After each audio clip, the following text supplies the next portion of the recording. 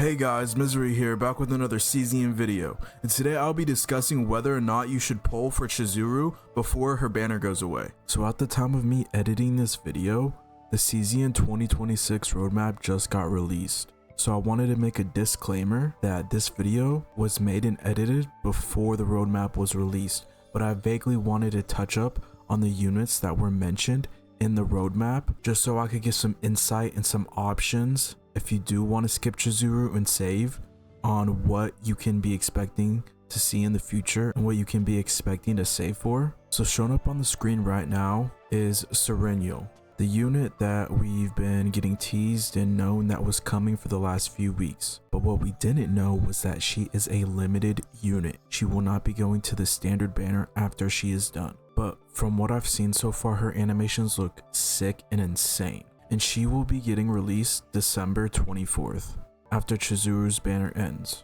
So saving instead of pulling Chizuru in these last few days, the value of saving has gone up a ton. And then next on January 14th, we have Narja releasing after Serenial. Now Narja we've known about for a while since she's been on the Serenial website. We've known about her, Serenial, Euphina, all of them. And Narja looks cool, but I'm probably gonna skip her. I still don't know if I'm going after Serenial, but there is a chance I could be. But I'll just be posting pictures of all the units up on the screen right now. I might make a separate in-depth video later on that has videos of animations and stuff like Serenials, but just for now I'm gonna use pictures. And then third, we have the unit 9. She is getting released February 4th, so I'm pretty sure after Narja. She's got like I've never seen this unit before. I don't think we have ever. I think this is a completely new unit that we've seen now on the roadmap, but she has a big great longsword. She looks like kind of nonchalant. She doesn't like look too flashy or anything. Kind of reminds me of Luke in a way, of like nonchalant and not super over the top effects or design. And then lastly, we have Tiphera. I'm probably butchering that name. Yeah, she is more vibrant of a design and aesthetic compared to 9. She looks like a little girl and like a unit out of Honkai Star Rail or Genshin. I don't think we got the release date for her yet. We just know that she's coming in the future. She doesn't really pique my interest based off her design. Out of these 4, the one that piques my interest the most is Serenial. Design wise, animations, and she is a limited unit. We don't know too much about Tiphera. All we've really got is like her design as of right now. But yeah, those are the 4 units mentioned in the roadmap: Serenial, Narja, 9, and Tiphera. I just wanted to add this and make a disclaimer before the video started and note that these could be some worthy units to save for instead of Chizuru. So if we go over here to rescue, aka the pull section, you can see we have a rate up for Chizuru with Ray and Tressa. Now, do I think Chizuru is a must pull? Absolutely not. Not by any means. Is she good? Yes, but a must pull? No. I think if you are in early game, I think Chizuru is a great option to pull for, and she gets more value pulling for her in early game rather than mid and late game. Because I know a lot of people don't really want to re-roll for a specific standard banner unit. If you want a specific standard banner unit, like if we go over to the probability over here, when you get a 5-star on this banner, it's going to be a 50-50 chance whether you get Chizuru or one of these other units. Whereas if we go over to the standard banner,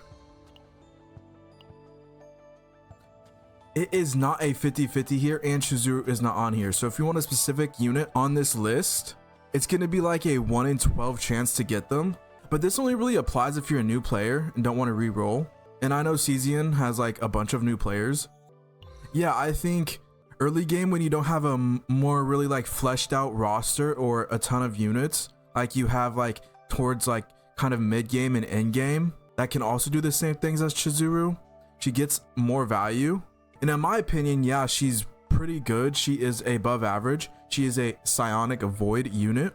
And this banner will allow you also to get Ray and Tressa, which are 2 units that you really want to pair with Chizuru for her to, you know, like really synergize and pair well with each other. So everything is kind of just like handed to you on this banner because you don't want to run Mika, since in Chizuru's kit she has the negative AP function where you can't gain AP.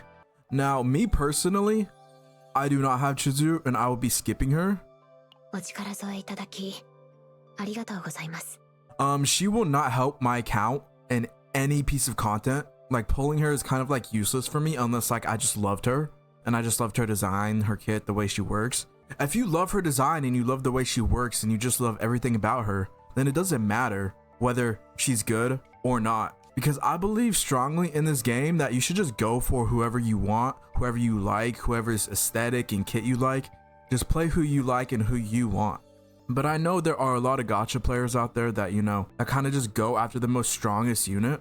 And Chizuru isn't the worst option for that if you kind of want like a carry for your team. She doesn't have AoE from what I know. She's more of like a single target type of person. So she probably won't be the fastest unit for clearing content that has AoE. Like Kayron can do a lot of AoE, Yuki can do a lot of AoE. And I really notice in chaos runs with the AoE units, it makes like getting through waves and getting through runs just a lot faster. But nonetheless, she is a good unit. Her whole kit revolves around these Will-O-Wisp stacks, because when you get 5, it creates one shadow of the moon, which is this is going to be like your card that you create, and like this is going to be like your new card from what I know. And you also get Will-O-Wisp stacks if another unit uses an attack card.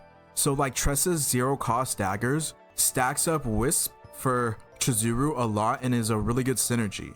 So that's why they're on a banner together. But if you are a min-maxer and you are someone who doesn't mind saving and wants to save for the best possible value, then I would suggest waiting and saving, because we will be getting new and better units in the future. As of right now, we haven't really gotten anything insane for a unit. They've all just been kind of like above average, I would say. But yeah, I am trying to save for right now. I have E6 Kayron. I don't really need Chizuru. And then I have Yuki for my second team. I even have E3 Haru, but I low-key kind of like regret investing in her, or at least the prisms, because I got her 5 out of 5 prisms. And like, I don't know, like I kind of just built her off of the hype when she was still a banner unit, and I didn't like really like get too much into her or like her kit or playstyle that much, so I kind of regret that. But who knows, maybe down the line I'll build her. But yeah, as of right now, I have 11k gems, 43 summons, and I get guaranteed rate up 50-50 in the next 15. So if I were to pull this, I'd be guaranteed Chizuru in the next 15. So as of right now, I have a rate up guarantee here. And then if we go to my storage, I also have this Omega Codex. I have a rate up character technically able to get E1 right now. I have enough gems to hit this and another one after this, so potentially E2. But what I'm doing is I am saving everything until a unit I want gets released and I can E6 them, or at least get close to E6, and then I might spend some money to get them E6, who knows. But yeah, recently there has been a lot of leaks, and if you've seen those and you know the units like Medina, Hela, Camilla, or Florence, probably one of those units I'm going to be waiting for to pull on rate up when I can E6 them, because their designs just look amazing, their animations look amazing by far out of like any of the units we've seen or had released. So unless we get a unit that's different from them but like also the same like type of high quality design and animations, I probably won't be pulling. But yeah, if you just want to pull on this rate up banner just for the 4 stars alone, that is also a good option, because Ray, really good, one of the best supports in the game. If you go over to her Manifest Ego, her E1, this will increase the morale from 2 to 4 on her Predator's Blade card, which can be a nice setup card if you use this before and get the 4 morale before you nuke down enemy. Her E2 allows her to heal, get some extra sustain in there. E3, nothing special.